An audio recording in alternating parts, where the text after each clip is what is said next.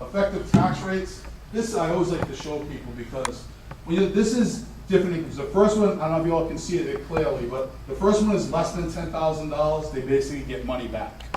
Next one is $10,000 to $20,000, still get money back net on their taxes. $20,000 to $30,000, still get money back. Just less than 50% of the people pay zero in tax. Zero. That's part of the problem in our country too, that we have less than 50% paying zero in tax. It's not sustainable. So we're spending more than we take in, we're charging less to make it more balanced. These are the decisions our elected officials should be talking about. I'm not giving you the answer to each one. I'm just telling you, we should be having a robust discussion on each one of these slides. How are we going to address this? Is it fair that less than 50% of people are paying zero in tax? Is that fair for our country?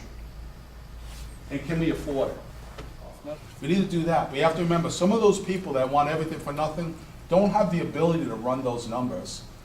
But since I'm running for office, I'm going in the communities, and even in some of those communities, they're saying to me, Ernie, our government's destroying our kids because they're giving them too much and taking away an incentive for them to get jobs and do other things. So, Social Security. All the people that say that, yeah, I'm going to sign an agreement, I'm not going to touch it, I actually consider this to be a pretty easy fix to fix Social Security. You can raise the taxable wage pay gap a little bit. You can gradually raise the retirement eligibility age. You can revise the benefit structure based on income. So if you're incredibly wealthy, you don't need to collect Social Security. So maybe you can factor something in there that's based upon your income. And have supplemental retirement savings account. I believe people should take care of themselves and provide for their own retirement too. Medicare, Medicaid, same type of thing. This one I can tell you of all. If we can't fix Social Security, we'll never fix Medicaid. And they're struggling fixing Social Security. This is the biggest driver killing our budget right now, is Medicare and Medicaid. The employer takes a deduction for the health care, but the employee doesn't have to pick it up as income. That's what we're talking about here. So that lost tax revenue on not picking it up as income or not giving the employer a deduction, because if you don't give the employer a deduction, the corporate taxes will go up. If you make the employee pay taxes on it, their income tax will go up. That's what we're talking about. Just that one thing alone, allowing people across the country to have health care, not get picked up on the W-2 as income, or not allowing the company to get a deduction, cost our government about $650 billion. That one item.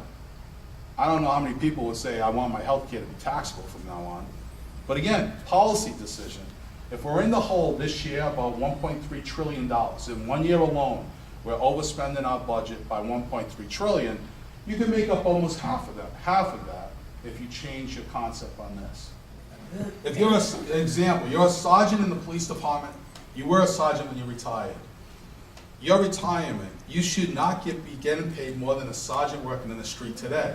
But we have almost everyone getting paid double what the police officer today is. It doesn't make any sense. But try to take that stuff away, and they pick it outside when I speak. Yes. Oh, you ought to see when I testify, they all line up after me and chop my head off. I told my wife, if I got in an accident, drag me over the line to the next town. I don't want to get picked up by this police department or this fire department. Ask them, what is the assumed rate of return you have on your pension? I guarantee you all know you have a pension plan. I guarantee when you ask that question, you may fall out of your chair when you find out what the answer is. It is like 8.5%, 8.25%, 8%. And when I tell them the number probably should be more like 4.5%, they're like, no way. But think about what happens. If you reduce that number from 8.5% to 4.5%, the annual required contribution goes up.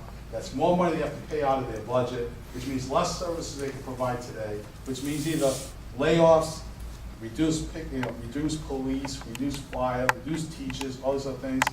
Whatever the number is, I mean, I certainly don't agree with this magical number of 250,000, whatever it is, because I don't know. I don't think that's rich. But I did when I was 18, but now I don't. Before you had money. Before I made money. But